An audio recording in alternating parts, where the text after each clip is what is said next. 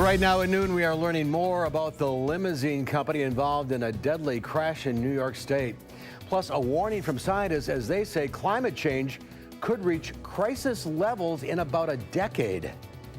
And after being privately sworn in over the weekend, new Supreme Court Associate Justice Brett Kavanaugh will get a public swearing in tonight. This is News 3 at noon. Good afternoon, everyone. I'm Mark Hain. Thanks for tuning in to News 3 on this Monday. Hope you all had a nice weekend. Let's head over to the Weather Center. Meteorologist Hattie McLean has a look at your first alert forecast on this Monday. Welcome to you. Thank you. It's nice to be back. A little more rain coming. The last thing we need. Yeah, we have more rain in the forecast, Mark, but it's much warmer today than it was yesterday. Temperatures this morning were already around 60 degrees, and yesterday we stayed near 50 throughout the entire day. So a nicer day today temperature-wise. We're already in the 70s here in Madison. We have south winds. They're not terribly strong, and there have been a few breaks in the clouds here as well from Madison and points to the east. So seeing a few peaks of sunshine. There still is some rain on the radar map, but most of it is to the north and west and will likely stay there through the rest of the day. Take a look at those high temperatures, 75 degrees this afternoon. We are going to stay quite mild overnight, only dropping back into the mid-60s. So for that morning walk tomorrow morning, Mark, not bad, mid-60s. Going from shorts to sweatpants to sweatshirts and... Well, keep the sweatshirts around because we have a big change coming for later in the week. All right, we'll check back in a few minutes. Thank you, Hattie. Topping the news today, a Monroe man is facing several charges after being involved in a hit-and-run crash. Monroe police were called about 6:45 last night to 8th Avenue and 6th Street for reports of a hit-and-run crash with minor injuries. A vehicle driven by 76-year-old Ronald Babler hit a vehicle being driven by a 48-year-old Darlington woman. That woman later taken to the hospital with non-life-threatening injuries. Babler has also hit 2 utility poles. He's facing tentative charges of operating a motor vehicle while intoxicated, causing injury, hit and run, and open intoxicants in a motor vehicle. Madison police looking for the suspect in an armed robbery last night. Police say it happened at 8:25 at the Mobile Mart on North Sherman Avenue. A man wearing a black hooded sweatshirt and a mask entered the store holding a gun and demanded money, then left. No injuries reported in the incident. Madison police are asking anyone with information to contact them. CBS News confirms the limousine company involved in America's deadliest transportation accident in nearly a decade had recent safety issues. The limo company had 4 vehicles taken off the road after inspections over the last 24 months. Police say the limo was traveling on State Route 30 when it went across the intersection. It plowed straight into a parking lot, hitting 2 pedestrians and slamming into an empty SUV before careening into a ditch. All 18 people inside the limo and 2 pedestrians were killed. Certainly it does appear from the physical evidence that somebody ran through that stop sign, but we want to understand why that happened. The NTSB says it'll look into prior crashes at this location as part of its investigation. Health investigators are trying to figure out how some Minnesota children contracted a rare illness with polio-like symptoms. Since mid-September, 6 children under the age of 10 were hospitalized and diagnosed with acute flaccid myelitis. AMF-FM affects the spinal cord. Symptoms can include limb weakness, facial drooping, and trouble swallowing or speaking. One possible way it can develop is from a viral infection. On average, Minnesota public health officials see only about 1 case per year. Scientists are warning if drastic action isn't taken, climate change could reach crisis levels in about 10 years. Scientists say if greenhouse gas emissions continue at the current rate, the atmosphere will hit a breaking point by 2040. UN researchers warn extreme drought, wildfires, floods, and global food shortages are on tap if nothing is done. Scientists say nations need to boost the use of renewable energy like solar and wind power significantly in the next decade, and coal and gas plants must be equipped with cleaner technology. We've told you the scientific facts, the evidence, the costs. It is up to the governments now to decide what to do with it. As part of the Paris Agreement on Climate Change, which the U.S. has pulled out of, countries have already committed to driving forward with renewable power and electric vehicles and phasing out polluting coal power. New Supreme Court Associate Justice Brett Kavanaugh will get a public swearing in tonight after a weeks-long tense battle over his nomination. Kavanaugh was sworn in privately over the weekend after sexual misconduct accusations threatened to derail his path to the Supreme Court. Nancy Pelosi, the top Democrat in the House of Representatives, issued a release saying that she will file a Freedom of Information Act on what was in the FBI supplemental background investigation. Kavanaugh will take his seat on the Supreme Court starting tomorrow, October 9th. And there's more to come on News 3 at noon. I'm next. We'll see what Howard's working on in the Mr. Food Test Kitchen. Since many of us have the day off, thanks to today being Columbus Day, I have a historically fitting recipe that you can make as soon as tonight. Sir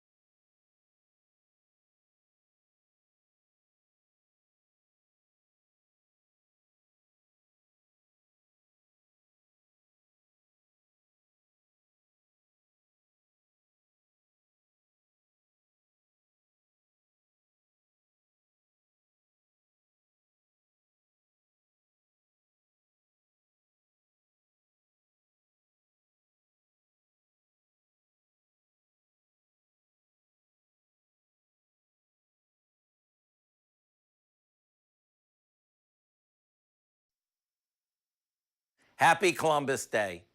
Today, we're sharing a recipe that's inspired from the salted meats that Christopher Columbus and his crew had on board their ships. Our version is quite different, yet very tasty. Are you ready to discover what they did? The first thing we do is add some vegetable oil, a chopped onion, garlic, and a bit of black pepper to a gallon storage bag. Now we place a good-sized beef roast in the bag and let it marinate for a bit. Meanwhile, we line a roasting pan with a generous amount of kosher or sea salt that we mix with a bit of water and place our roast on top of it. Then we cover it completely with more of the salt mixture. You want to make sure the entire roast is encased in salt. Now this goes into the oven until the temperature of the meat hits about 135 for medium. That's when you know it's done. After it cools slightly, we whack it with the back of a soup spoon and watch the salt crust crack apart. What we end up with is a super juicy, super flavorful, and super easy dinner. And if you're wondering if the meat will be salty, the answer is no. The salt acts like a shell for it to cook in, and it keeps it moist. To get the recipe for our salt-crusted beef, please visit our website so you can make this tonight. I'm Howard of the Mr. Food Test Kitchen, where today we discovered a moist and juicy way for you to say, ooh, it's so good. All right, thank you. There's more to come on News 3 at noon. Up next, meteorologist Hattie McLean is tracking some possible storms. She has your first alert forecast when we come back.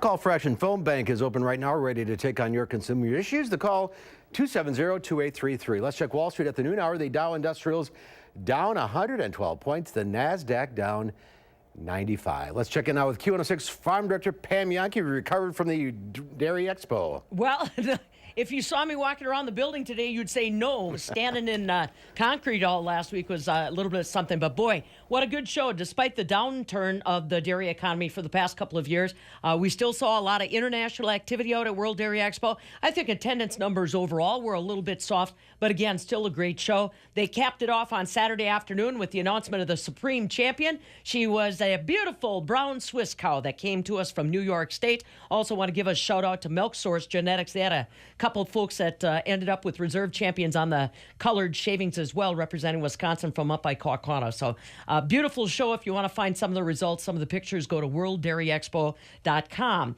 So today, you'd think with the way the weather is treating us around Wisconsin that our commodity prices would be going higher. Today is Columbus Day. That means we have no federal offices that are open. Our weekly crop progress update will be delayed by a day. But talking to my agronomists and my farm folk today, nobody's getting anything done. We are now getting very concerned at the quality of the crop that remains in farm fields. We might have gotten the silage off, but when it comes to grain, corn for grain, or our soybeans, that's where we're really concerned that these plants just cannot stand this kind of moisture, this kind of warm weather, then cold weather, then warm weather. So we're just kind of a story unfolding, waiting to see how the rest of the harvest is going to go. Barrel cheese today did gain 3/4 of a cent to 137.5. 40-pound block cheese was up 3 at 168, while AA butter on today's trade dropped 3 cents at 226 a pound. So the enthusiasm over the trade agreement last week, Mark, apparently a little bit short-lived in our dairy market circles, but it did bring up a lot of lively conversation last week at Dairy Expo. I'm sure it did. Much of what we can repeat, or Yeah, you read my mind. Yeah, that's right. right, well, kind of the same way we feel about the weather. yeah, Much of absolutely. which I can't repeat. Inside thoughts. All right, Pam, That's right. welcome back. Let's head out to the patio. Hattie McLean is out there, and a little touch of summer returns. That's for sure. Yeah, you definitely don't need a jacket today. It's very mild across southern Wisconsin. Temperatures are already in the 70s. Take a look at the 24-hour temperature trend. And yesterday, all afternoon, it was very dreary. Lots of drizzle and light rain with clouds. Temperatures held steady right around 50 degrees through the day yesterday. Actually warming up during the overnight hours as a warm front moved through the area. Then we do find ourselves in the 70s this morning. Now, 24-hour precipitation estimate, I feel like a broken record. Every day we talk about accumulated precipitation, and again today had about a ½ an inch in my rain gauge on the west side of town overnight. You can see that some of those blue shaded colors west of Madison, that's anywhere from a ½ to 1 inch of rain. A few spots in far southwestern Wisconsin picking up just a little bit over an inch within the last 24 hours. And again, our forecast continues with the wet weather pattern through at least midweek. Now, Doppler track this afternoon is showing you that we're at least getting a brief break from the moisture here in most of southern Wisconsin.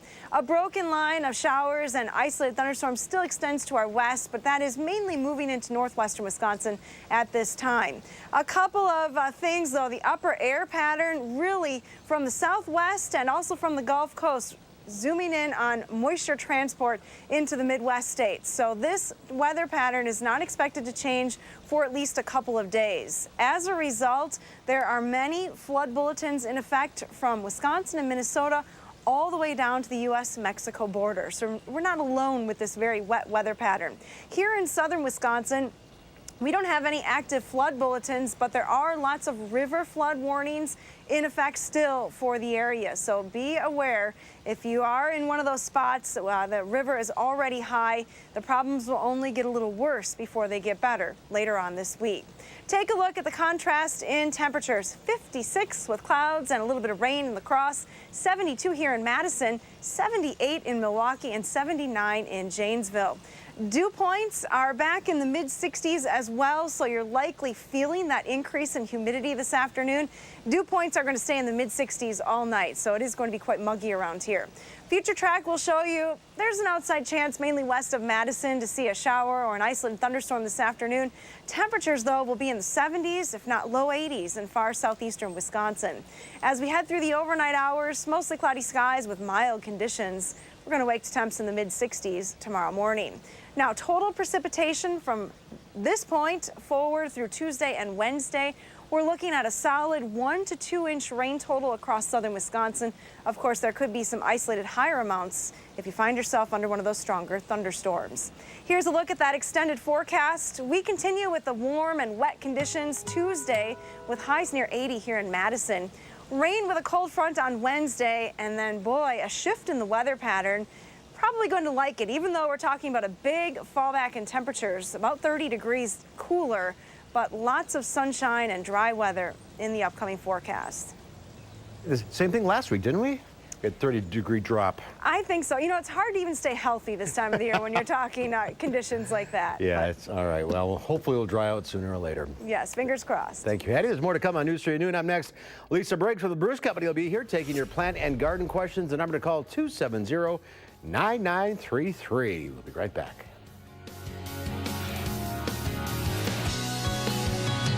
News 3.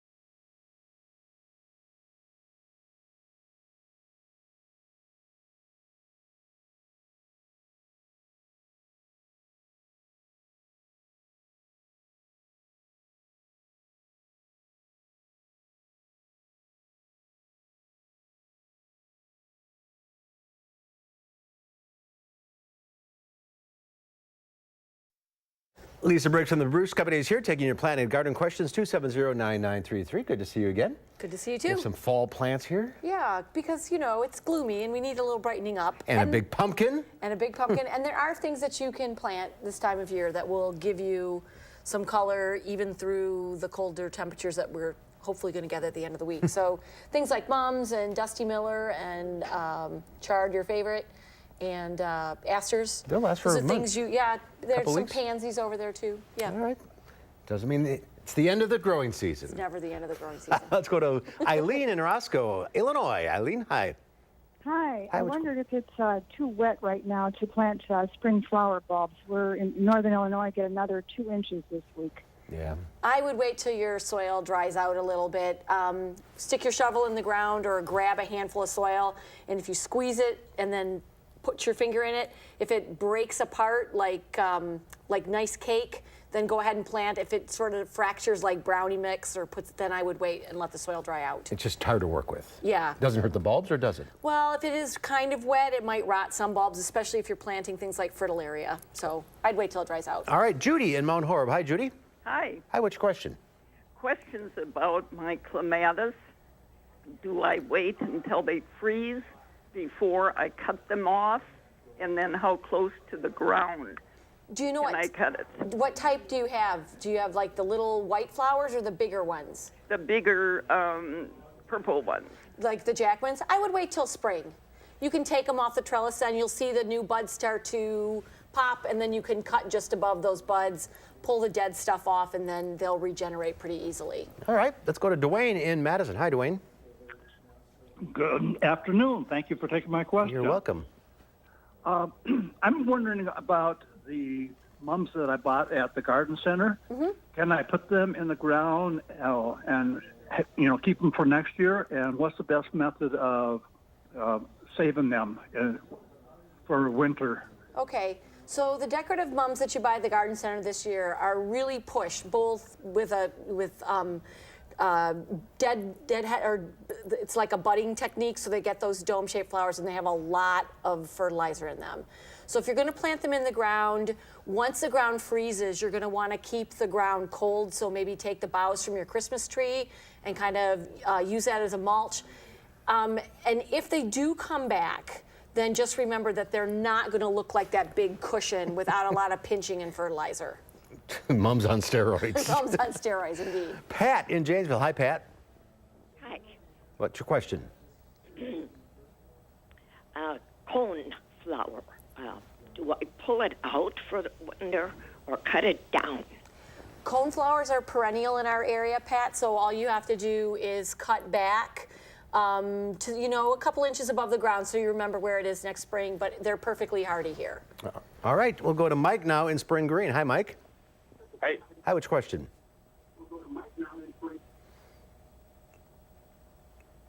Yeah, I have asparagus and horseradish that I planted last spring. Mm-hmm. It's got the big leafy tops and everything. I was wondering, do I clean that up this fall now, or can I just let it go, or what's? No, you can go ahead and clean it up. Especially on the asparagus, you'll see that the foliage will start to yellow. Go ahead and cut that back about an inch, half an inch above the ground. And if it's a first-year asparagus plant patch, I would definitely put like some compost or some fertilizer on there, something slow release. They're pretty heavy feeders. And it takes a while for them to harvest. About 3 years before you can really do full harvest. All right, we are out of time. If you're on the line, stay there. Lisa will talk to you off the air. Good to see you again. Maybe Good to see you too. Dry up a little bit eventually and we get outside. I would hope so. I've got a lot of cleanup to do Yes, in my I yard. do. I do too. All right, see you next week. And Hattie has one final check of the forecast. Well, if you want to head outside and start some of that cleanup today, temperatures are sure pretty nice. There is the potential, though, for some rain, mainly well north and west of Madison. You can see on the radar map that stream of moisture taking all the rain into northwestern Wisconsin. Take a look at the temperatures. With a little bit of clearing here, temps are really heating up. 73 in Madison. 50s and 40s, though, for the northwestern corner of the state right now. Our high today will be 75. Showers and isolated thunderstorms are possible, but a better chance for rain tonight into tomorrow and even then on Wednesday. All right, that's our time for now. Thanks for watching. We'll see you back here at 4. Have a great afternoon.